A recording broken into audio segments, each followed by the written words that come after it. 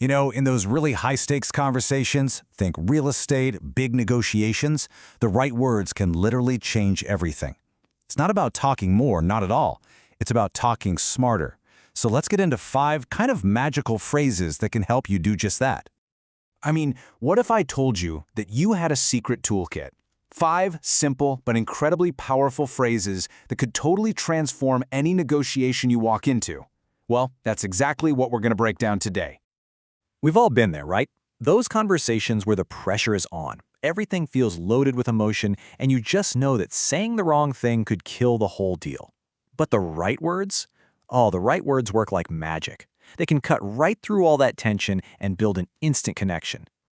And here's the thing, this isn't some unobtainable superpower that only a few people have. The absolute best communicators, the top agents, they rely on a proven set of phrases.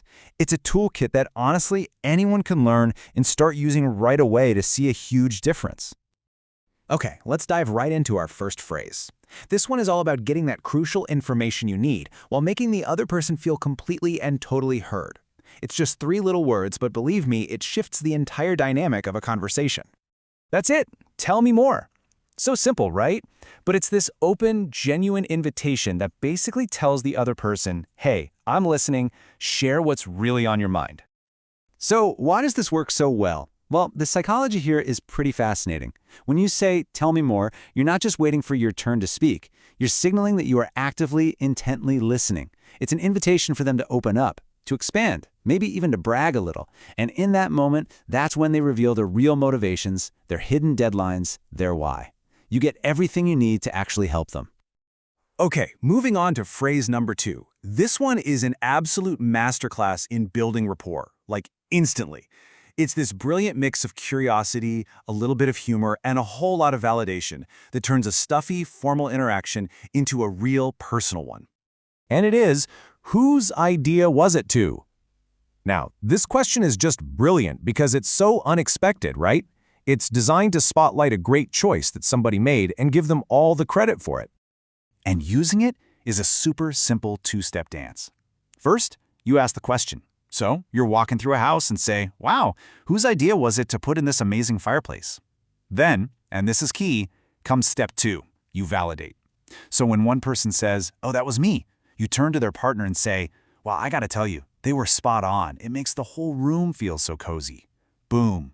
You've just created this fantastic, positive moment out of thin air. See what you're doing there? You're giving them this little validating ego boost.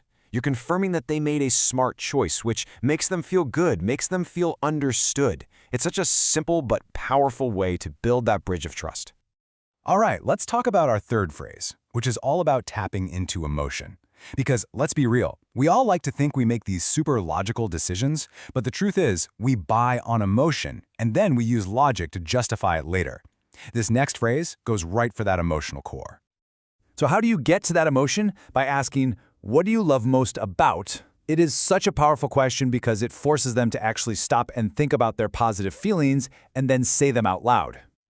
And you can use this everywhere. Ask a seller, what do you love most about living here? And their answer just became your best marketing copy. Ask a buyer that same question while they're touring a property, and you're literally letting them sell themselves on the house. It helps people find clarity in their own feelings. Okay, phrase number 4. Now this one might be my personal favorite because it's all about empowerment. Instead of telling people what to do, which never works, this phrase hands the control right back to them. And you know what? That leads to way faster, more confident decisions. It's so simple, but incredibly effective. What would you like to do? After you've laid out all the options, all the data, all the context, asking this one question instantly transforms you from a pushy salesperson into a trusted advisor. And just look at the difference here. It's night and day, right? The weak approach on the left, that's all pressure and conflict. You need to do this. We have to do that. But the powerful approach on the right frames the situation, presents the options, and then empowers them to make the final call. It turns what could be an argument into a strategic choice that they completely own.